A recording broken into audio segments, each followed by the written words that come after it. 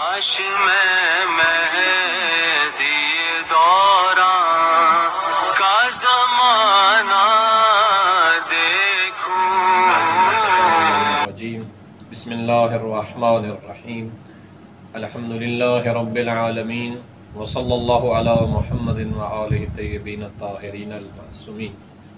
السلام علیکم ورحمۃ اللہ وبرکاتہ، یا علی مدد علیہ السلام۔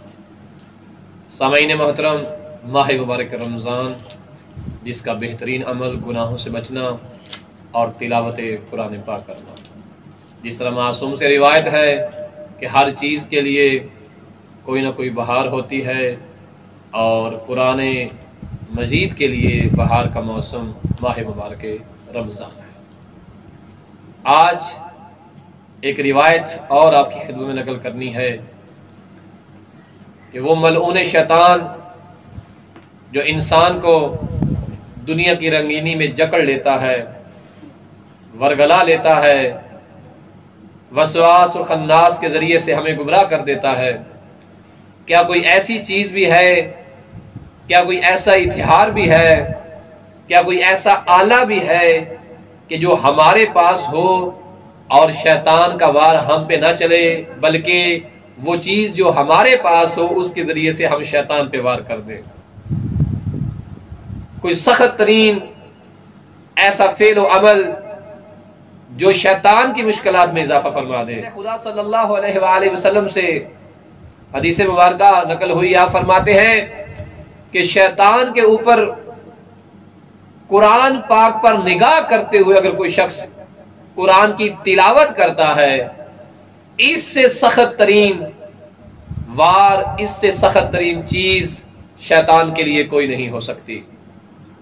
جیسا کہ ایک اور روایت میں ملتا ہے کہ ایک شخص نبی کریم صلی اللہ علیہ وآلہ وسلم کے پاس آتا ہے اور کہتا ہے، یا رسول اللہ مجھے فلاں فلاں سورہ یاد ہے، مفہوم روایت، تو کیا میں زبانی قرآن کی تلاوت کر لوں یا دیکھ کر؟ تو آپ صلی اللہ علیہ وآلہ وسلم نے ارشاد فرمایا کہ تو قرآن کو دیکھ کر تلاوت کر۔ کیوں؟ اس لیے کہ قرآن کی تلاوت کرنے کا ثواب تو ہے ہی ہے، جتنی بار تو قرآن کو دیکھے گا قرآن کو دیکھنے کا بھی ثواب ملے گا۔ تو قرآن کو پڑھنے کا الگ ثواب ہے، قرآن کو دیکھنے کا الگ ثواب ہے۔ لہٰذا ماہ مبارک رمضان میں ہمیں کوشش کرنی چاہیے کہ زیادہ سے زیادہ تلاوت قرآن پاک کریں۔ اگر وقت کی قلت ہو تو ہر وقت باوضو رہ کے قرآن کی بار بار ہم زیارت ضرور کرتے رہیں، کیونکہ قرآن کی زیارت کرنا ایک اور ایسی شخصیت موجود ہے کہ جس کی طرف نگاہ کرنا بھی عبادت ہے، جس کا ذکر سننا بھی عبادت ہے، جس کا ذکر کرنا بھی عبادت ہے، جس کا ذکر لکھنا بھی عبادت ہے، اور وہ ذات گرامی سرکار امیر المومنین علی ابن ابی طالب علیہ السلام کی ہے۔ تو پروردگار ہمیں قرآن اور مولا متقیان کی معرفت سے مالا مال فرمائے، اور ان عظیم وارثان امت اور بہترین پروردگار کی بارگاہ میں یہ جو ہمارے لیے وسیلہ اور شفاعت کا سبب ہے، پروردگار ہمیں ان کی شفاعت نصیب فرمائے۔ وصلی اللہ علی محمد وآل محمد۔